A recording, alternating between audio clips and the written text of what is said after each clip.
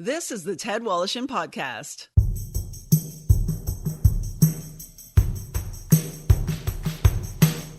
Brought to you by Tom's Place. For the finest in men's clothing at unbeatable prices, it's Tom's Place at 190 Baldwin in the heart of Kensington Market. Tom's Place will suit you. And Hollanders, the meat people. Enjoy their award-winning products at selected Metro, Sobeys, Fortinos, and Foodland locations. Hollanders, the way sausage should taste. And now, here's Ted. My special guest today is a comedian, singer, actor, and the host of Food Network Canada's Big Food Bucket List, now in its third season. He previously hosted the multiple Canadian Screen Awards winning program You Gotta Eat Here. In addition, he is the recipient of 3 Canadian Comedy Awards for his work with the comedy groups The Minnesota Wrecking Crew and the DooWops with partner David Messiano. He also appeared as bus driver Bob on the DooWops. Saturday evenings, 8 p.m. on Food Network Canada is where you can see John Catucci in Big Food Bucket List. Welcome to the program, John. How are you? I'm good, Ted. How you doing, man? I'm doing very well. Let me get this straight here, because you're pretty much eating up my television every day, because You Gotta Eat Here is still on in repeats. Yeah. Big Food Bucket List, the first 2 seasons are still airing, and now Big Food Bucket List Season 3 has just begun. Do you not have enough airtime? Is there a problem there? I'd like one more thing. I think I would like an old time variety show. Oh, okay. I was What I thinking would really maybe like to do. maybe you wanted the National and boot Lisa LaFlamme out or something. No, she's great. I want to do like an old timey variety show where I can do some singing and dancing and interview people. And I wish I was lying. I'm not lying. That's what I would really love to do. I found it interesting that really your first encounter, as it were, with show business was back when you were a student at York University in a production of Romeo and Juliet. Am I got that right? Yeah. So I was part of it was a production company called Vanier College Productions. So up at York, you got split up in different colleges. Mm-hmm. So Vanier College was one of the college that I was associated with. And so you had to take some courses on the college level, which were like electives, so you could do whatever you want. And one of the classes was an acting class. And I had tried to get into that, but I couldn't get into it. It was already full. So they had a theater production class. And I was like, okay, you know what? I'm interested in that. Let me try that out. And part of the course was you had to audition for the play that they put on.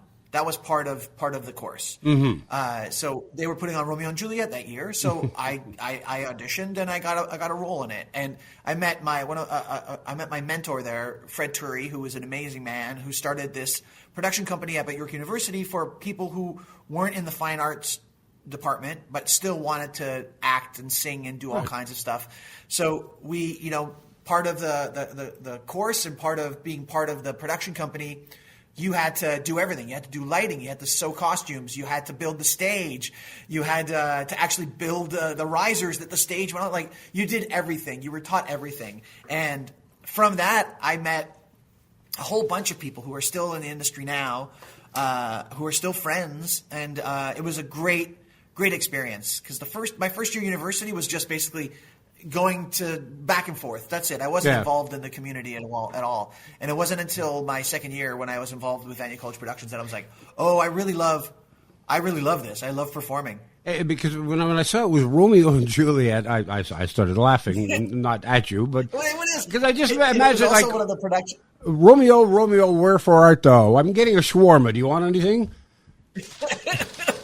Pass me a burger. No, it's actually funny because it was one of those plays within a play. So we as the actors broke the fourth wall and we're talking about the play that we were in, but also there was another play. So we'd all like switch characters and switch roles and stuff like that. Yeah. So it was a lot of fun. It was my first time on stage really as an actor, and it was just so much fun. It was very exciting. And then I just got bitten. I got that bug of being on stage and that immediacy of an audience. Yeah. And so the first time you stepped into a restaurant, other than as a customer, was at a great Italian restaurant in Etobicoke in West Toronto, now called Vibo, used to be called Villa Borghese. We went there many, many times before. I worked there as a busboy for years and years when it was Villa Borghese, and learned so much from Ezio D'Aprile, the owner of the restaurant. He really taught me about the importance of good service, and was a stickler for good service, and was always watching and looking and making sure. And you know, he I guess he saw something in me. He was like, he would give me extra things to do and let me come in early and leave, you know, open the door for people and do all kinds of stuff like that. And but I definitely learned a lot there and worked all through high school. And I wish I would go back in time and just like tell my younger self to just put some of the tips away. Put like half of the tips you got. Just put that aside. You don't have to go out to lunch every single day when you get to school. You can save it a little bit. Yeah, and those words should not be uttered by somebody who hosts a program that encourages people to go to restaurants. But nonetheless. Yes, I know. But when you're 14, you can eat the panino that your dad made you for lunch and not have to go buy a burger. Yeah, exactly. So now there's a whole history of comedy with you. As I'd mentioned in the intro, that you won some Canadian Comedy Awards. You're working with a group called the Minnesota Wrecking Crew. You were a co-founder. Why was it called the Minnesota Wrecking Crew? So my buddy Mike Nargang, is a big wrestling fan, and the Minnesota Wrecking Crew was an old wrestling faction from back in the day. And so he threw that name out, and we were like, yeah, let's do that. That's very fun. So it was me, Mike Nargang, Ron Sparks, and Josh Glover. And we were all university friends. We had all met at Vanier College Productions. And Dave Crawford, who's a friend of ours, also from York University, he started a sketch show. So back in the late 90s, sketch comedy was huge in Toronto. There were tons of spaces and stuff. But Dave Crawford started a comedy night at the Tim Sims Playhouse at the old Second City. Sure. It was this really great black box theater. It sat about 100 people, but it was one of those places where, you know, you rented out the space and you had a technician who would do the lights and music for you. It had great side stages and stuff, had a backstage. So you could really push the envelope of creating characters and having all these costumes and props and sets and stuff like that. So that was a lot of fun. And when Dave Crawford, when he needed an extra sketch troupe to be on stage, he would just like call upon us because we were all in separate sketch troupes already. But he would be like, "We're short a troupe today. You guys want to come do some stuff?" So the four of us would just get together before the show started. Say the show started at 8. We'd get together around 7 o'clock over a couple of beers, and we'd just come up with sketch ideas, and we would just do them. And some of them were horrible, and some of them were really funny. And then from there, we were like, well, the four of us work well together. Why don't we just continue that and start doing that and actually write some stuff? So, and then we won a Canadian Comedy Award for Best Sketch Troupe, which I think that was the award. Yeah. John Catucci is my guest. He is the host of Canada's Food Network, Canada's Big Food Bucket List. Third season just launched. You worked with Second City in the touring company for a number of years as well. Yeah, that was exciting too, because Second City was like the place that you wanted to be. So I did.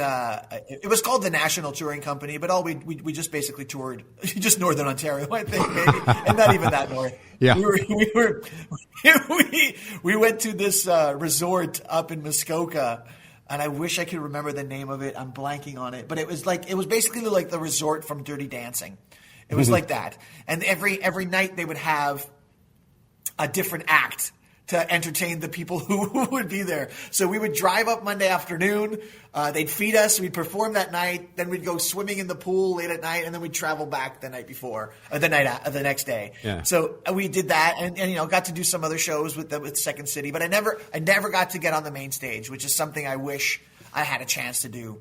You formed another group with your buddy Dave Messiano called the DooWops. Yeah. How much flack did you get for that name? Not not so much. We kind of owned it.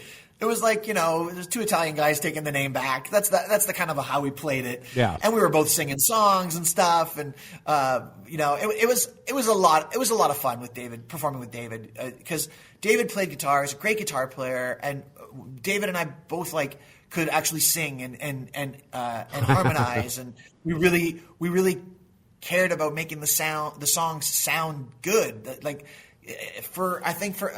way I think about it, the way for musical comedy to work is the songs have to sound like real songs. Right. Whatever genre you're singing in, whatever style you're singing in, and it has to sound good. It can't be like a crappy guitar or bad vocals. It has to sound good. So I remember when we first started performing together, there were so many sketch troupes back when I was talking about that would have like one or two sketches where they would do music. And nobody could play guitar, nobody could sing, so it wasn't the greatest. So when we would get on stage at the beginning, you could actually hear people groaning before we even did anything. They were like, "Oh, another musical act." But we really took pride in making sure the song sounded good and our harmonies were tight. And we used to put on really fun shows and got to travel across Canada with Just for Laughs, doing a cross Canada tour. Played in Montreal a number of times together, and got to go to the UK and got to go to Australia. So it was definitely fun. We did that for many years, and then the show came around, and it was hard to kind of keep up the rehearsing and stuff like that because never home. So I definitely miss it. It's something that I would love to try again to see if it's been a while since I've been on stage, and I would love to see if I still got the chops for it. So how did your role in You Gotta Eat Here come about? Well, performing with David with the DooWops, I met the producers, Mike Geddes from Lone Eagle Entertainment, and him and Sheldon Teicher, they came to me and they were like, "Hey, we have this idea. We're going to shoot a pilot," and they knew me from the comedy side of things, and they were looking for somebody who could just shoot the shit with people and have fun and not take themselves too seriously and just be excited in the moment. And I was like, I can do that. I can do that if you want. And so we shot the pilot. They pitched it to the Food Network. And then one of the execs, Leslie Merklinger, who I knew from City TV when I used to work back there, she was the exec at the time. She knew me. And everything just kind of worked out. And so they saw the pilot. They enjoyed it. And then we shot the first season of You Gotta Eat Here was only supposed to be 13 episodes. And then they kind of held on to it and they kind of retooled it a bit. And then they came back with another 13 for the first season. The first season has 26 episodes. So we retooled it. There was a new director, new DOP, new series producer. So a whole bunch of stuff got changed. And then that's how it became the show that it was in that moment.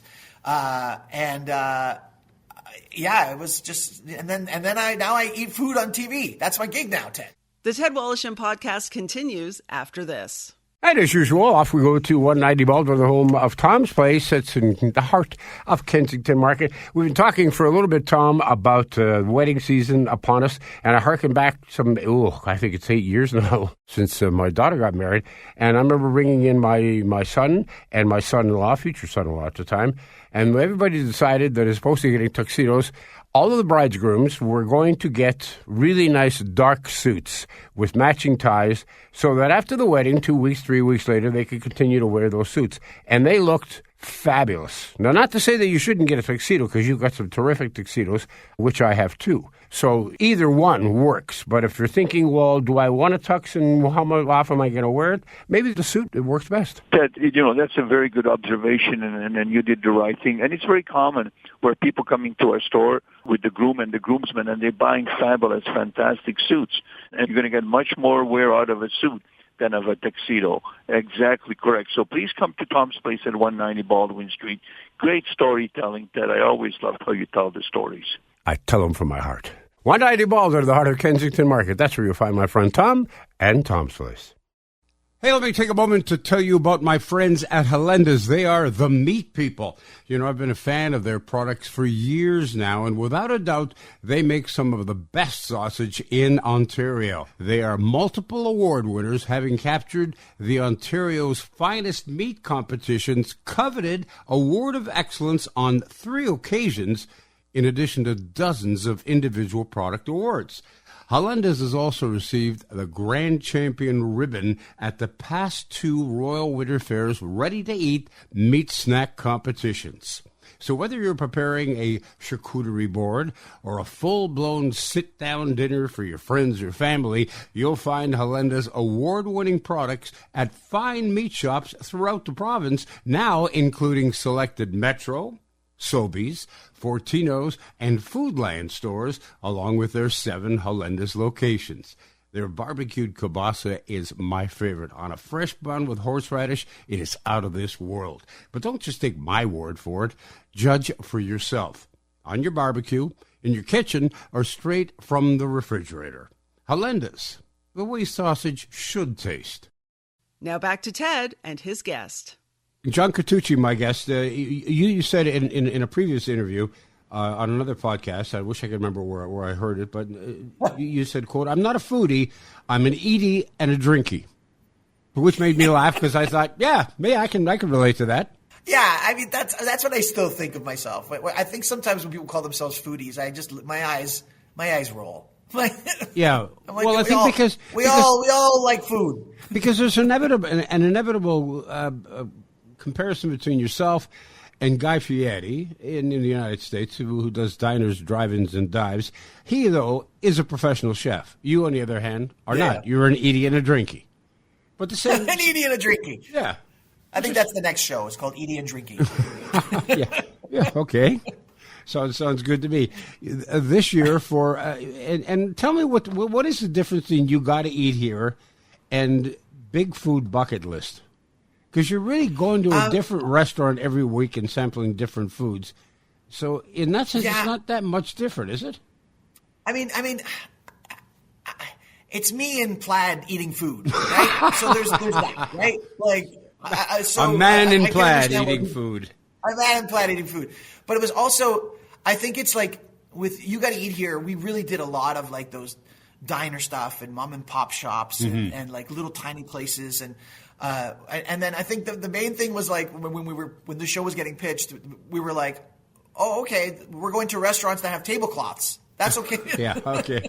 So you've upscaled. You've gone from elementary school to high school, let's say, or high school to college. Yeah, pretty much, right? Like I think that's what it is. I think we've got like we used to like remember they would shun the idea of like, you know, not shun, but just like if the place was farm to table or stuff like that, it wasn't that wasn't the push of it. But now it is. We're celebrating that stuff, right? We're celebrating that whole idea of hyper local and knowing where everything is coming from and everything's made in house and you know, this dish that it's not it's a burger, but it's going to take 6 days to make. You know what I mean? Like all the prep and all this stuff that's going into it. Most of the shows that you did originally on You Gotta Eat Here were Canadian based, but you travel out of the country a lot more now. Yeah, which is great because it definitely opens up the market for us, right? Sure. And now that the show is also airing in the States on Hulu, which is also increases our who sees us, right? Mm-hmm. So it allows us to be able to like pull from more restaurants, right? When we were shooting You Gotta Eat Here, the show wasn't airing in the States yet, so or even the first couple of seasons of Big Food Bucket List was it was hard to like say, look, it's gonna air in the States. Don't worry, we'll get there.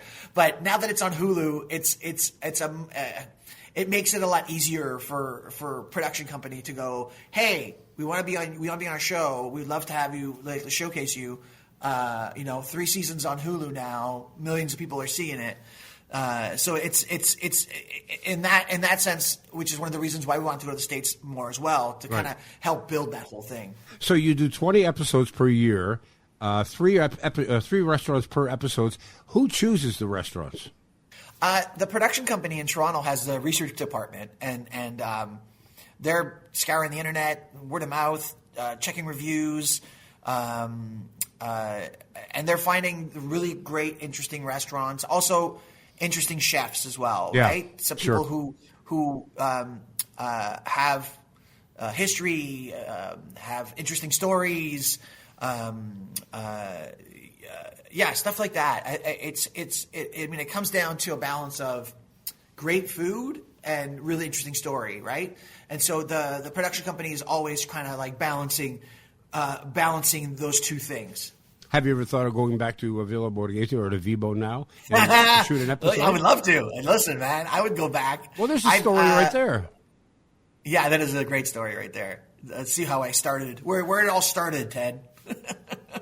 I think you should go back. You know what I find is what I love about the show is I mean, I think everybody's envious. Anybody who is a foodie or an eatie or a drinky or whatever you want to call them is the fact that you get to sample all this great food, and you are for the most part sampling. You're not eating. How often do you do what I would call the deep dive in your food explorations, where you say, "No, I'm eating this whole burger. I don't care how big it is," or "I'm eating this entire plate of pasta"? It happens. It definitely happens. Like we were at a restaurant in Montreal called Foie Gras, and they do it's this really great. It's got a vibe of like old school diner, but elevated. Like, because Montreal has this incredible diner culture there, so that you could go in and get like a steamy, a hot dog, or a plate of pasta, or a poutine and stuff like that. But they were taking these classic ideas and just elevating them. So he did a truffle pasta. Like, so he took spaghetti with this truffle paste and Parmesan, and then they did like a sous vide egg yolk on top of it. Wow. So then you would crack the egg yolk and then mix that right into the pasta, and it was just this creamy, delicious. Like, you get that earthiness from the truffle as well. And that was one of those dishes where I put my elbows up and people came to try to get a snack and I was growling. And I was like, it's not happening. This is mine. Yeah. Because a lot of times we'll take bites. I'll take bites of it and then I'll like bring it off set. And then the crew will just like, rah, they'll come down and they'll swoop down and have bites of it. Well, obviously in the years that you've hosted, You Gotta Eat Here and now with the bucket list show, you've got a greater appreciation for food and a greater understanding of how food is prepared. Has that made you a better cook? It has, yeah. I mean, I wish I would say that. I notice I didn't call you a chef. Thank you. Yeah, I would love to say that. I only eat at home now, and I only cook all my own meals and stuff. I'm lazy. So, like, I still love going out. I still love ordering in. I still that stuff. But I definitely have a greater appreciation for the ingredients, a greater appreciation for the time and effort it goes into making a great meal. Yeah. And definitely, like, steal techniques, you know what I mean, and use them at home. And a greater appreciation for restaurant staff, which you admittedly acknowledge that began when you worked at Vibo, because that's the one thing that they pushed on you was service. Because the food can be mediocre, but if the service is great, people will come back. But if the food is great and the service is lousy, nobody's coming back. Yeah, like it was something that I learned, yes, at Villa Borghese at Vibo, but also doing the show. Yeah. I realized a bad meal can be saved by good service, right? A mediocre meal, okay, the meal wasn't, but the service was great. I still made me feel good. But if the service is bad, it'll just ruin a great meal. Like, I remember going out with my wife. I can't remember the restaurant, but we had a great meal, and then it was just like we were just left. No one came back. No one came over and we were like, let's have a dessert. I want to have, they have a creme brulee. Let's do this. But no one followed up with us. They were gone. They didn't have, and it just, the meal until that moment was great. And I had a great time. And then that thing happened. And yeah, listen, if it's busy, I get that. Come on, you could even just say, oh, I'm so sorry. Oh, sorry. I got a little, but nothing was said at all. It was just like totally like, well, sorry guys. Not even a sorry. It was just like, we'll just have the bill now, please. John Catucci is my guest. He is the host of season 3 of Big Food Bucket List. You can see it Saturday evenings at 8 p.m. on the Food Network right here in Canada and in the United States on Hulu.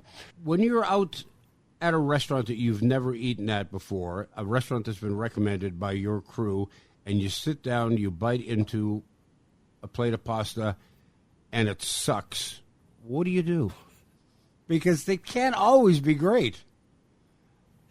Yeah, I mean, for the most part, the stuff that they've put on the show has Well, I been would imagine really good because it gets vetted and stuff like that. Okay. But if you're talking about like going out to a place that I've never been to and I had a meal, listen, I remember we were out. I was out with a bunch of friends and we were out having a meal, and everyone was getting the meat. Everyone was getting the steak, and I was like, you know what? I'm gonna do the fish. And I had the fish, and it was just like, it was meh. But I realized that I just ordered wrong. It wasn't I didn't order the right thing for my palate. Right. So a lot of times when you think like, oh, that meal wasn't good, it might have just not been your palate. It might have not been your thing. Okay. Not everything on the menu is going to be for you. You're a very polite man, John Catucci. You know. Well, but it's true though, and it took me a while to realize that. Like the menu's got 10 items on it, right? Not everything's going to be in your wheelhouse. Not everything is going to hit all your stuff. So when people say, "Oh, it wasn't that dish specific," I was like, well, maybe it wasn't just your thing. Yeah. You know what I mean? Like, yeah. So what can we expect season 3 in terms of destinations and types of food? Anything out of the ordinary? Any kind of food that you'd never sampled before? I mean, we were talking about. Sorry, Ted. I'm just going to look at my. There's a lot happening here, but that's okay. I love how much we're bouncing all over Canada and the States. It's so great. Like the first episode, we're in Kitty Vitty Village outside of St. John's for Mallard Cottage with Chef Todd Perrin, and he's an incredible chef, and he's taking like Newfoundland classics and just again elevating them, making them even more delicious. Yeah. Then we're in like I saw it. It's a great episode.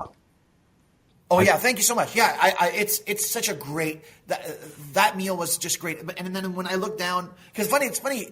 I don't even really know how they place all the things together until I see the rundown just before you guys see it, and I'm like, oh, that's great. That's a great episode. All that, and then we're going from St. John's. We go from Kitty Vitty to Chicago at a Peruvian restaurant called Tanta, which Peruvian cuisine. If you've ever had it, it's this beautiful mashup of whole bunch of different cultures. There's like Japanese inspired dishes. There's Chinese inspired dishes. There's like traditional Peruvian dishes, and it's just that's incredible. And then in the last restaurant, we're at Alouette here in Toronto, which is like the sister restaurant of Alo, and Alo is one of the best restaurants in the country. And so you have Alouette, which is like this again kind of like diner vibe, but with like French classics, and so you have this amazing burger, but you also have this lemon meringue pie that was just that's one of those dishes you said, do you ever share? That's one of those dishes I crushed that lemon meringue pie. It's like mile high with all kinds of meringue on it and torched right for you, so you get that meringue that caramelization that happens on that meringue, and then you get the tangy sweetness and then a beautiful crust. Yeah, that's good. So a lot of great exciting places for you and for the viewer. For sure. Listen, man, like they've really stepped up. They really stepped it up this season. We got to go to some really wild places, we were in Tofino, we were in Montreal, Quebec City, we were in Prince Edward County for a couple of restaurants, a bunch in Toronto. Being out in Newfoundland was great, and then going all through the States into Chicago and Milwaukee. We got to go to Palm Springs, where it's a lot of amazing places. Yeah. All wearing plaid. All wearing plaid. Every single version of plaid you can think of, I don't own, but the production company does. And suddenly, out of nowhere, the man pulls cutlery out of the back pocket of his pants. That's too funny. It's so funny, Ted. Like that was something look, that happened. I love the look on the chef's face when you do that. It's like, my God, he's got his own fork and knife with him. But the funny thing is, it happened by mistake once. They always wanted to have like a really nice, clean shot of the food without anything on the table, right? Without anything. And I had a fork there because I was going to eat it. That's the next thing we're going to do. So they were like, can you take the cutlery off the table? Just move it. And so I put it in my back pocket just to get it out of the way. And then the next scene was like, okay, can I eat this? They're like, yeah. And then I'm like, oh, where's the cutlery? I was like, oh, I just pulled it out of my back pocket because it was there. And jokingly said, I always travel with it. Yeah. And the production loved it. The network thought it was funny. And so it was a bit that we'd always play. But really, it was just the cutlery from the restaurant that I just put in my pocket. Well, of course. I mean, some people would get so upset. Well, they're probably thinking, how the hell did he get this through security at the airport? There's that. Yeah. But there's also like, how could you? It's rude to bring your own cutlery to it. I was like, I didn't bring my own cutlery. It's just their cutlery. That's funny stuff. It's a very entertaining show. Whether you're a foodie, an eatie, or a drinky, or just enjoy a nosh every once in a while. Or a watchy. Yeah, or a watchy, yeah. Big Food Bucket List airs on Food Network Canada Saturdays at 8 p.m. For the first 2 weeks, you'll see episodes at 8 and 8:30. Afterwards, it'll be just at 8 p.m. But then again, as I mentioned earlier, you can see John with You Gotta Eat Here and repeats of Big Food Bucket List. If you can't see him on television, then you don't have cable.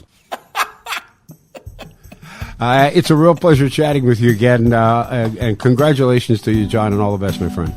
Thank you, Ted. Great talking with you again. All right. See you soon. All right, take care. The Ted Wallisham Podcast has been brought to you by Tom's Place. For the finest in men's clothing at unbeatable prices, it's Tom's Place at 190 Baldwin in the heart of Kensington Market. Tom's Place will suit you.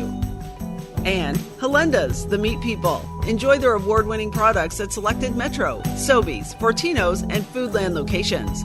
Hollanders, the way sausage should taste. The Ted Wallisham Podcast is produced by Joey Roselli. Technical production by Paul Gatt. Music by Bike Thieves. I'm Becky Coles. Submit your questions and comments to ted@twmedia.ca.